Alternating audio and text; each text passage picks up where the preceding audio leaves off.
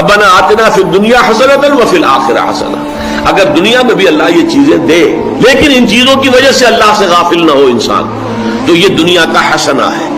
چاہے دولت ہے، مال ہے، اولاد ہے، کوئی وجاہت دے دی ہے، کوئی عزت دنیا، یہ ساری چیزیں حسنہ ہیں، بشرطے کہ ان میں سے کوئی چیز تمہیں اللہ سے غافل نہ کر پائے، اللہ کے دین کا حق ادا کرنے سے بیڑیاں تمہارے پاؤں میں نہ ڈال دے، تمہارے ہاتھ میں ہتھکڑیاں بن کر نہ پڑ جائے.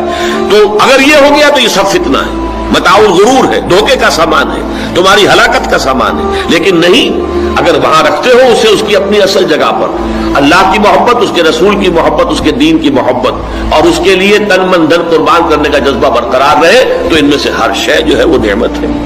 تو توازن یہی ہے کہ دنیا مزرعۃ الآخرہ، دنیا برائی نہیں ہے، دنیا تو آخرت کی کھیتی ہے. یہاں بو گے تو وہاں کاٹو گے نا، یہاں کچھ بویا ہی نہیں تو کاٹو گے کیا؟ وہاں بونا تو یہاں ہے، محنت تو یہاں کرنی ہے.